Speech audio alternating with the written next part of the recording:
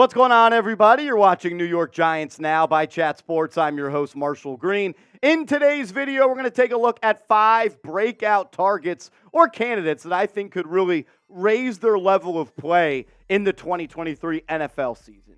Minicamp is done and over. We're on to training camp in a couple of weeks, and there's been some buzz about some players that have stood out. So we'll talk about those guys and the 5 people that I think are going to raise their stock in this upcoming year. Let's start with the number 5 pick in the 2022 NFL Draft, edge rusher Kayvon Thibodeaux. I think Thibodeaux had a solid season in his rookie year for Big Blue, but may have fallen under the expectations just a little bit. The sack numbers are what they are. I mean, 4 sacks in his rookie season. I thought the injury that he suffered in the preseason where he sprained his knee really kind of set him back a little bit. And I think you kind of saw him starting to get more comfortable and more healthy as the season went on. But he definitely had his splash plays. I mean, the strip sack fumble against the Washington Commanders that pretty much clinched a playoff spot. The game-winning strip sack against Lamar Jackson. He made some big plays. And I'm expecting great stuff from Kayvon Thibodeaux. Just got to finish his rushes a little bit more. 4 sacks, 40 QB pressures. When he gets that pressure, he needs to take advantage of it and make a play and get the quarterback on the ground. And I think he's going to have more help this year. Obviously, the same front fours last year, Leonard Williams, Dexter Lawrence, and Azeez Ojulari joined Kayvon Thibodeaux. But you have more depth and more beef on the inside. A'Shawn Robinson, Raheem Nunez-Roches, and you brought back Jihad Ward as well. So you're definitely going to see him have more help. And if those Ojulari, Thibodeaux, Lawrence, and Williams can remain healthy, this is going to be one of the best front fours in the National Football League. Let's focus back in on Thibodeaux, though, before we move on in today's show. 6 sacks for Kayvon Thibodeaux in his sophomore season. Do you think he will be or under that number? 4 as a rookie. I'm going over. And honestly, if it's not over 6 sacks and he plays a lot of games and injuries don't derail him, I'll be a little bit upset. So let me know. This is going to be the pinned comment on today's show. If you get hit with that YouTube ad break, scroll on down and let me know over or under 6 sacks for Thibodeaux. A guy that I thought was not going to be on the Giants this time last year, Darius Slayton. I believe he's already kind of broken out in the National Football League. He's had some big seasons, but last year was his best season in the NFL, even though he didn't have 8 touchdowns like he did in his rookie year. He is someone that was a healthy scratch in game 1. He had to take a pay cut to remain on the Giants last year. And I just believe with more usage, more targets, he's going to be able to be a really productive receiver and pass catcher for Daniel Jones. What's great about Darius Slayton is the yards per catch. 15.4, 15, 13, 15.7. He's someone that can stretch the field. And I think with Brian Dable and Mike Kafka running the show in year 2, the Giants are going to be a more explosive offense and definitely push the ball down the field a little bit more. I mean, when you reflect on 2022, Slayton was 6th in the NFL in yards per reception. He was 3rd in the NFL in yards per target, but only 77th in the National Football League in targets. So that kind of speaks for itself right there, right? When he gets the targets, he's going to produce. And I just believe, even though the Giants wide receiver core is crowded right now, he could emerge as a guy that isn't a legit deep threat like we've seen before, shore up those drops a little bit, and Slayton could have a really good season this year for the Giants offense. Another player I think is going to take a step this year, kind of going back to the theme with Kayvon Thibodeaux, a year 2 player. What about Cordale Flott, the slot outside corner from LSU? He really came on that back half of the season, had a big play in the playoff game. I just think he's going to be the starting slot corner for this team. I think Darnay Holmes is in a really similar situation as Darius Slayton was last year, where he's on the outside of the roster, but if he takes a pay cut, he may be able to stick around. And I just think the talent of Cordale Flott is coming through right now, and he's really shined at minicamp and OTAs. And when game 1 comes around against the Dallas Cowboys, I think Flott is going to be the guy starting in that slot position.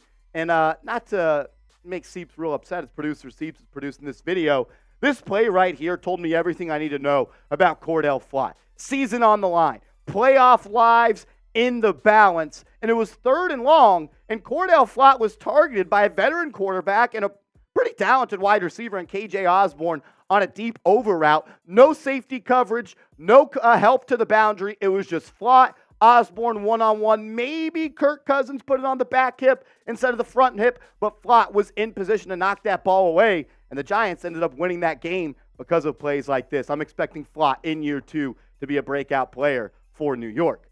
Could we really talk about this breakout candidate list if we didn't bring up Daniel Jones? I do think Daniel Jones is going to have his best season in the National Football League this upcoming year. We saw in year 1 of the Dable Kafka offense that Jones got more comfortable and comfortable as the season went on. This offense really switched and turned on its head from a run-first offense, Saquon Barkley all day, every day, to in the playoffs, Barkley only averaged 9 carries per game, and it was the Daniel Jones show against the Minnesota Vikings. I think he was the first player ever to have 300 yards passing, 70 yards rushing, and throw 4 touchdowns in a playoff game. 700 rushing last year. He also had 7 touchdowns, 22 total. I don't really harp too much on the 15 passing touchdowns. I'd obviously like to see that number go up. But I just think with this offense, year 2, more weapons. You had a guy like Darren Waller and Paris Campbell. Hopefully you have Sterling Shepard healthy. Hopefully Wan'Dale Robinson comes back to the guy that he was before he tore his ACL. I don't see a situation where Daniel Jones takes a step back. I'm saying this is the year. This is the year for Daniel where people really are going to look and say, maybe that contract wasn't so bad, which I don't think it was, to be fair. I think that's just the going rate for an above-average starter in the National Football League, and that's what I would call Daniel Jones. But I think this time next year, we're going to look back and say Daniel Jones is worth every single penny, and he's someone that may elevate into a top 12, top 13 quarterback in the NFL. Show him some love, though. Show your quarterback, your signal caller, your captain, and franchise QB1 some love in the comments section. Type number 8, his jersey number down below. I want to see who's rocking with number 8. DJ, let's go. Remember, also, Giants fans, I know a lot of you guys are Knicks fans as well, or maybe you're just an NBA fan out there. Well, you should come hang out with us tonight, Thursday night, for the NBA draft. Myself, Patrick Seaman, we're going to be doing a 2-man show of every single pick of the NBA draft. All 58 selections with a little bit of Knicks twist as well. So if you love the draft or you love the Knicks and you just love me, maybe, you can tune in tonight, youtube.com/KnicksTV. I'm trying to speak this one into existence. Evan Neal. I think Evan Neal, outside of Daniel Jones and Andrew Thomas, is the most important player on the New York Giants this year. If Evan Neal can become a top 15 right tackle this year in his second season out of Alabama, the Giants are going to be one of the best offenses in the NFC and maybe even the NFL. It didn't go too well for Evan Neal in his rookie year. He had some flashes where he looked really good, and you saw the tools. You saw the potential. You saw why he was a top 10 pick. But 7 sacks allowed, 10 QB hits, 7 penalties, and a PFF grade of 44, which is not good at all. He definitely struggled in his rookie year. But I believe with the change of stance that he's making in the offseason, just another year under his belt, becoming a more comfortable player, and just being a guy that the Giants can rely on is something that needs to happen. If he can just become an average right tackle, you got one of the best left tackles in the league. You got an up-and-comer in right tackle in Evan Neal. Hopefully John Michael Schmitz is a plug-and-play player in his rookie season. Mark Lewinsky, not the best right guard in the world, not the worst, I would say right at league average. Then you're either going to have Ben Bredesen or Josh Ezeudu at that left guard spot. But Evan Neal, he's got to take a big jump. And if he does, there are going to be great rewards for this football team. The 5 guys that I have, Kayvon Thibodeaux, I believe he's going to break out in this second season. I think Darius Slayton may emerge as a top pass catcher for this offense. Cordale Flott, I think, is going to win that starting slot corner spot. Daniel Jones is going to become a household name.